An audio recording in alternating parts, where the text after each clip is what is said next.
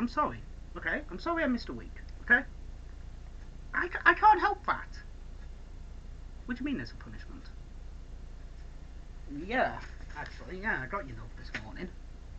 Read it. Okay.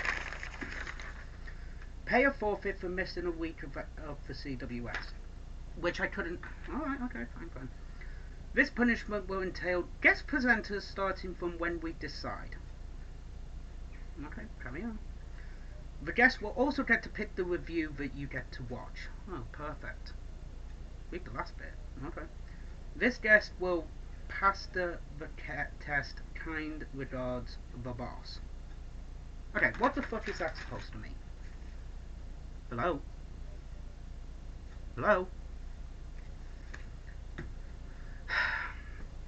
Hello ladies and gentlemen, and welcome to this, the 100th episode of the Classic Wrestling series. So, last week guys, I do apologise about missing the episode. I was working, I am terribly sorry about that, there we go.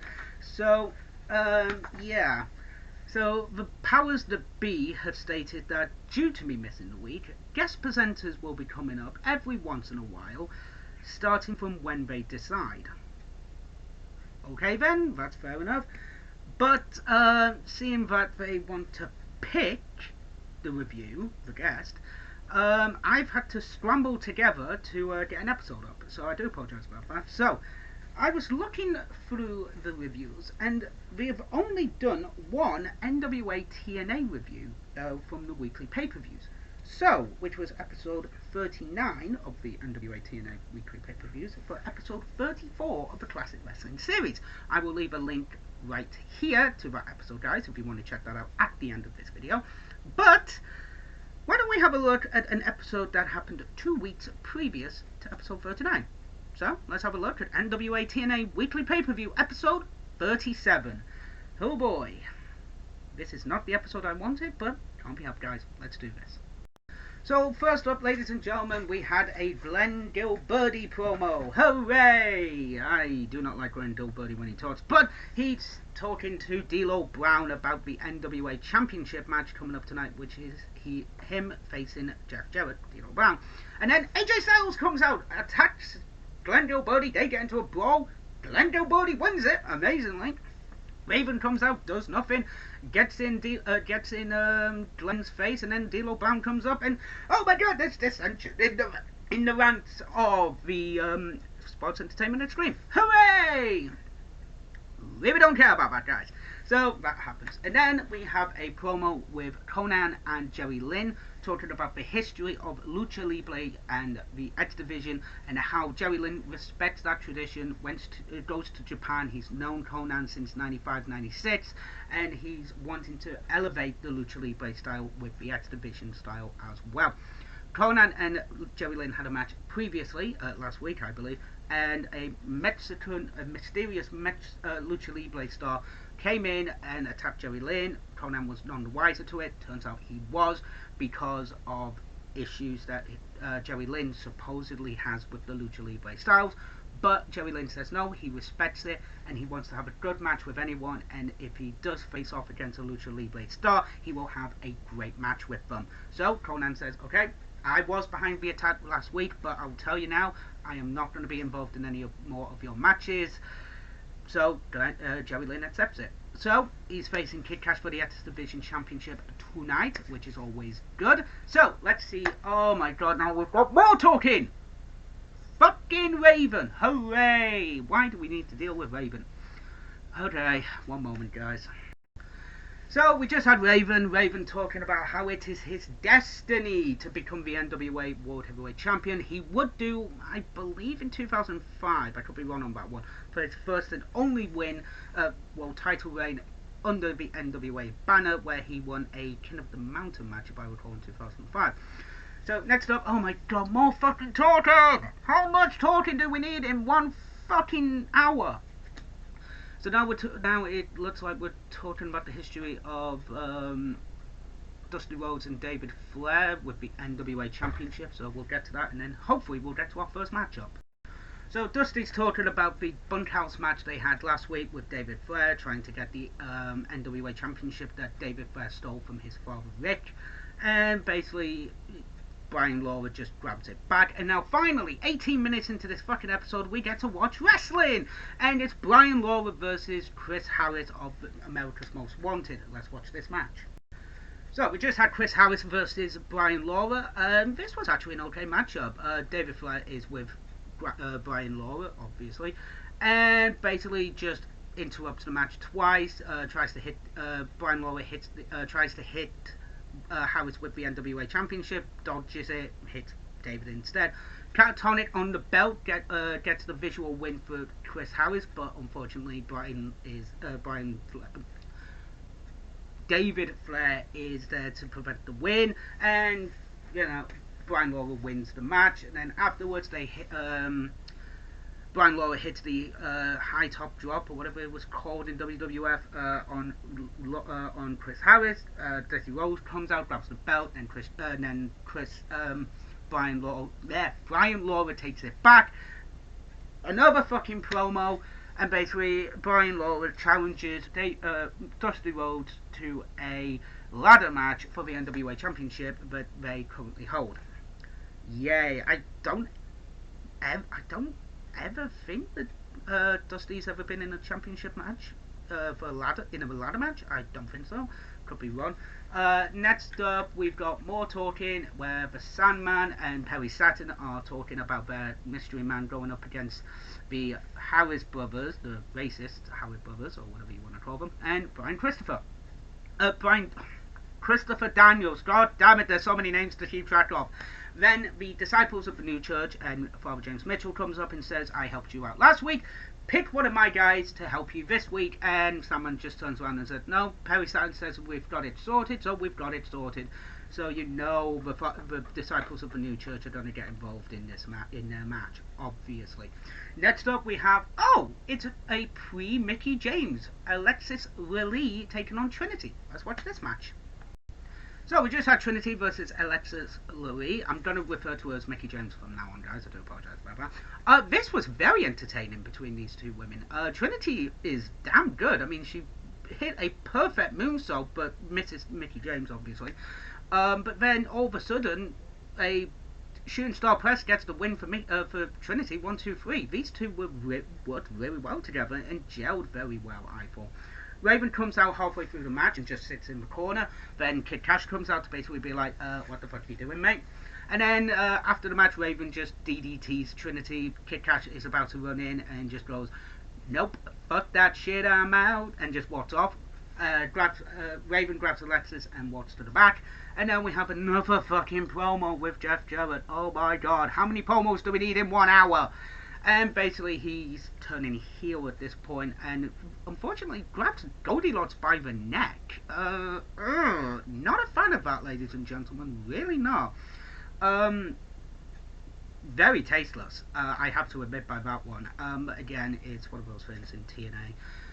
Now, finally, 6-man tag team action. The Harris brothers, or the Racist brothers as I call them, and Christopher Daniels taking on Sandman, Perry Saturn, and their mystery partner. Let's see who it is.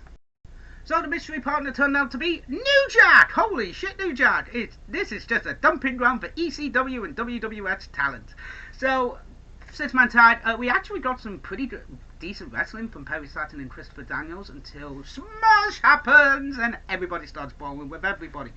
One of the Harris brothers is put on a table by New Jack. He's about to jump on him, and then Brian Lee pushes New Jack onto the other table and attacks the Harris brothers. This would then turn into a schmoz with both guys. Perry Saturn gets the win on the other Harris brother with the DVD, the Death Valley Driver. And then former Bart Dunn comes out of nowhere and attacks Perry Saturn wearing a Sports Entertainment Extreme t-shirt. Obviously we know where his alignment are. This would then turn into a massive war, and then there would be the Hard 10 tournament and the Pick Your Poison tag team tournament where it'd be different partners pairing together, rivalries and shit like that. That wouldn't happen until, I believe, end of 2003, start 2004, I believe that would happen. But yeah, so ladies and gentlemen, let's see what our next segment and matchup is. So the Kid Cash interview, we have basically saying that he's the X Division champion of the world. He doesn't need Trinity's help. Her place is in the corner, and that's it. We hear a little bit of an argument between Chris Harris and James Storm about where he was during his match. So, dissension between America's Most Wanted, which turns out to be they would actually want to turn them against each other at this time, but the fans did not want it until around 2006, where they basically said, yeah, let's see them face off against each other, and it wasn't good. There was only one good match, and it was the Texas Death Match at Sacrifice 2006, if I recall, which was a bloody good matchup. They also had the blindfolded steel cage match at Lockdown, and then a singles match, I believe, before that. I can't remember when. So now we have Sonny Sayaki. Yes, I do enjoy Sonny Sayaki, so let's see who he's facing and our next matchup.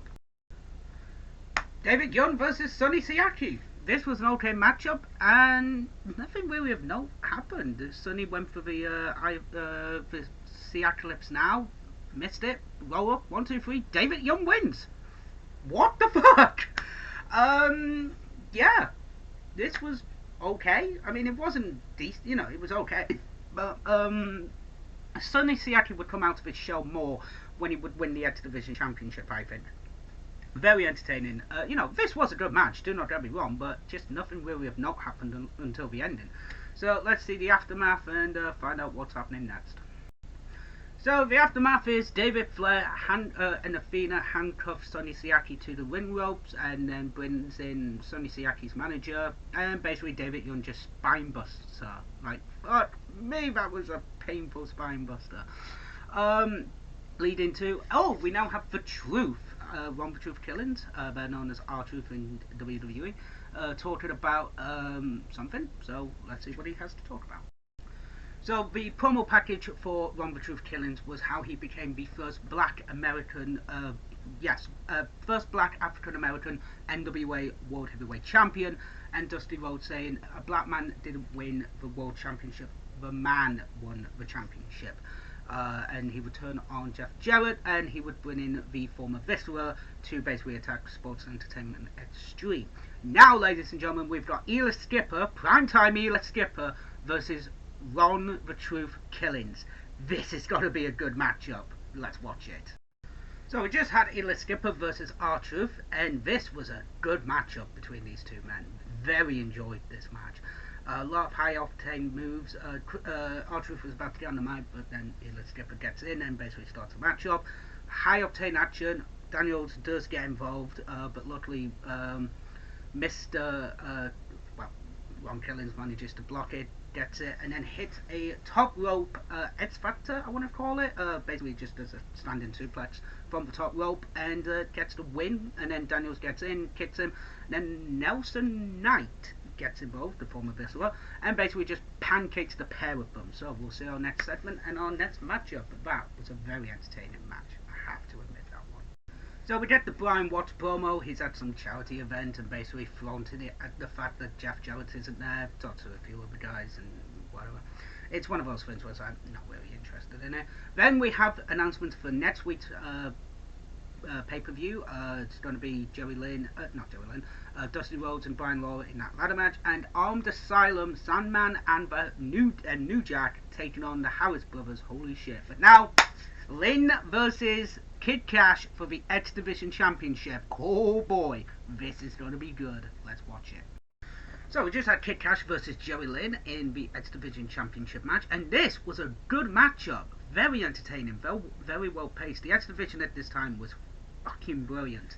Until a Max Luchador comes in and hits a spinning DDT on Jerry Lynn, and that gets the win for Kid Cash. Up until that point, I was enjoying the match until that, but it can't be helped. It's one of those things. It furthers the storyline between Jerry Lynn and Conan and the Luchador invasion, whatever Mike today says.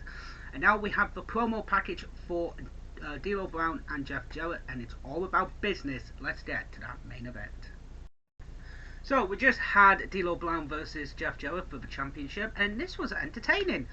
until Glenn Gilberti and SCX gets involved. Oh my god, this was actually being okay. I mean, it started in the back, brawled into the crowd, gets into the ring, it's a good match.